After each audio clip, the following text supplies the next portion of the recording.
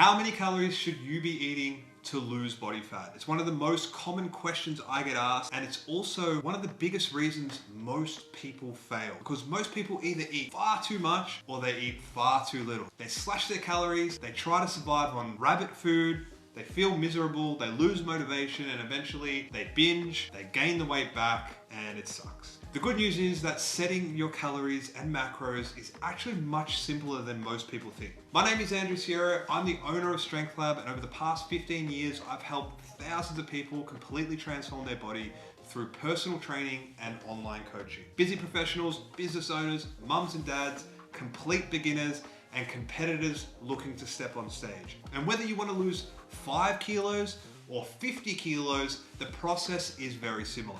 In this video, I'm going to show you exactly how to calculate your calories, how much protein, carbs, and fats you should eat, and how to adjust everything if the progress stalls. Let's get into it. Before we talk about macros, we need to talk about calories, because calories determine whether you lose weight, maintain your weight, or gain weight. If your goal is to lose fat, you need to be in a calorie deficit. That means you're consuming fewer calories than your body burns. When that happens, your body starts using stored body fat as fuel, which is what we want. That's how fat loss works. Most people think fat loss occurs when they cut carbs or don't eat after 6 p.m. They do fasting or something like that, or from eating clean. You hear that a lot. A calorie deficit is what drives the fat loss. So the first thing we need to do is estimate your calorie maintenance level. So the amount of calories that it takes to maintain your body weight and keep your body weight stable. The easiest way to do this is with a calorie calculator. And I've linked a calorie calculator down below in the description, our one. You just put in your age, your gender, your height, your weight, and your activity level. The calculator will give you an estimate of your calories and macros, so it's a really easy way of doing things. It's the one that we send to a lot of people who watch our videos. This will be a great starting point if you're looking to drop body fat. Let's say the calculator estimates your maintenance calories at around 2,500 calories a day. For fat loss, I would generally start by reducing that by around 500 calories. That's enough to create sustainable fat loss progress of around half a kilo per week. Because remember, the best diet is the one you can actually stick to. Once calories are set, protein becomes the priority. If you've watched my other videos, you'll know I'm a huge believer in high protein diets. And for a good reason. Protein helps keep you full. It preserves muscle while dieting, and it helps improve your body composition. A good target for most people is 2 grams. So we want 2 grams multiplied by your body weight in kilos. This is going to be a great spot for you to be in terms of protein intake. For example, if you currently weigh 80 kilograms, you would multiply that by 2, and this would give you 160 grams of protein. So 160 grams would be your daily target. If you're struggling to hit your target through food alone, that's where protein powder can be really useful. It's simply just a convenient way to increase your protein intake. Now, sometimes this formula of 2 grams per kilo of body weight can overestimate your protein need if you have a lot of body fat to lose. If you're wanting to lose over 10 kilos, say, it can be more accurate to go 2 grams of protein per kilo of your goal body weight. In the calorie and macro calculator I've linked below, I've factored this in to give you the most accurate number. Okay, so once protein is set, we move on to fats. Dietary fat is incredibly important. It's involved in hormone production, brain function, vitamin absorption, and overall health. One mistake I see people make is trying to remove fat completely. You don't want to do this. That is not a good idea. For most people, I recommend somewhere around 0.7 to 1 gram of dietary fat per kilo of body weight. Let's use our example again of that person weighing 80 kilograms. So we've got a person weighing 80 kilograms.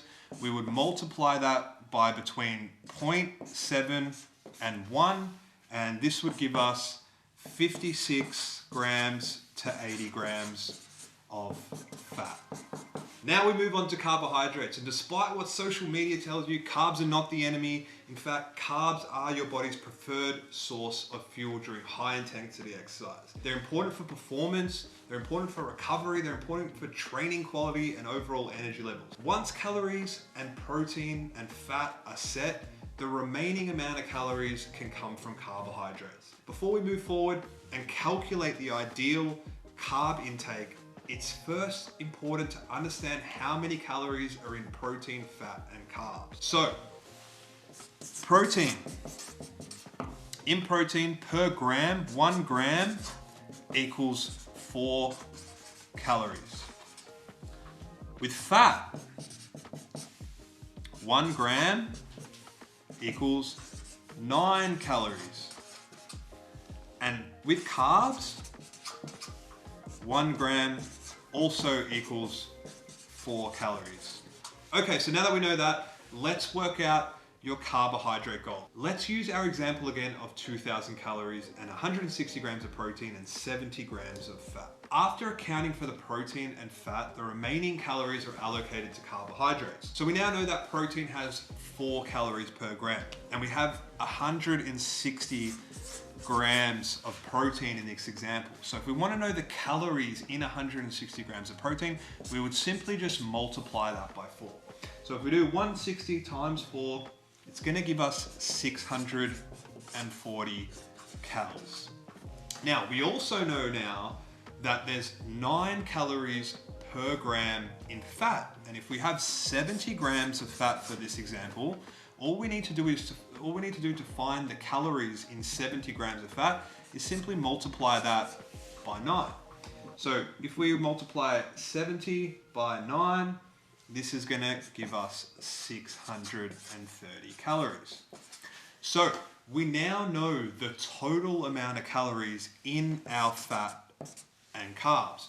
So if we add these two together, this is going to give us 1,270 calories. So this is the amount of calories in the fat and the carbs in our example that we're giving this person on 2,000 calories.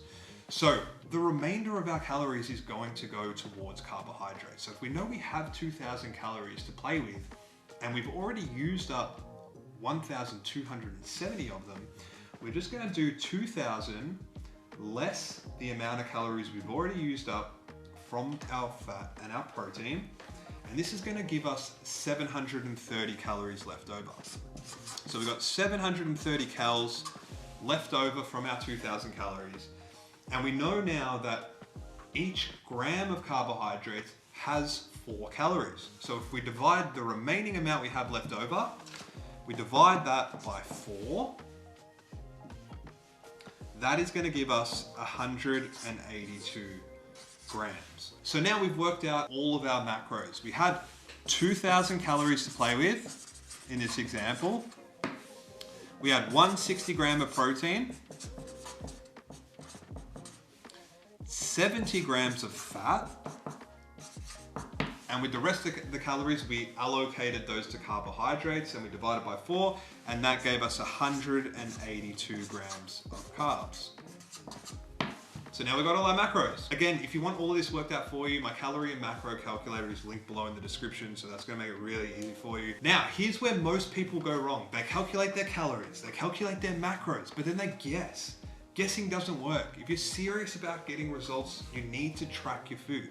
Use MyFitnessPal, use Chronometer, use whatever tracking app you prefer, but you need to weigh your food and you need to log it and create awareness around what you're actually eating. Most people are shocked when they realize how much they're really consuming. A spoonful of peanut butter, a handful of nuts, a few bites here and there. Those calories add up very quickly. Tracking creates awareness around this, and awareness creates control. And control creates the result that you want. Now let's talk about progress, because this is where people start to panic. They follow a plan for 4 days, their weight doesn't move, and they think something is wrong. Fat loss doesn't work like that. Your body weight fluctuates every day. Water, salt, carbohydrates, stress, sleep, hormones.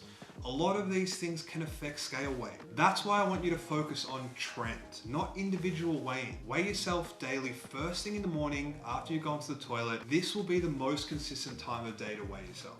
Then calculate your weekly average. So you just take all your 7 weigh-ins from every day and divide it by 7. That's going to give you your average. If your average weight is trending down over time, you're losing body fat. If you're losing around 0.5 to 1% of your body weight per week, you're in a great position.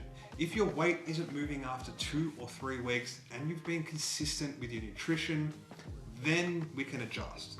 Not after 2 days, not after 1 week, after 2 to 3 weeks of consistent data. Then we either reduce calories slightly, increase activity slightly, or improve adherence.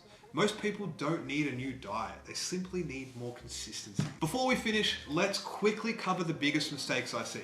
Number one, trying to lose weight too quickly. Extreme diets almost always backfire. Number two, not eating enough protein. Number three, tracking accurately. Number four, changing the plan too often. And number five, comparing your progress to somebody else's. Focus on your own journey, stay consistent, and let time do the work. So, if you're trying to lose body fat, here's the process. Calculate your calories, set your protein, set your fats, use carbohydrates for the remainder of the calories. Then you want to track your food, monitor your progress, and make adjustments only when necessary. Fat loss doesn't need to be complicated. In fact, the simpler you can keep it, the better. If you found this video helpful, make sure you subscribe to the channel. And if you're wondering whether cardio or weight training is better for fat loss, watch the next video on screen right now. I break down exactly why weight training is one of the most effective tools for changing your body composition and why so many people rely too heavily on cardio. Click on that video and I'll see you over there.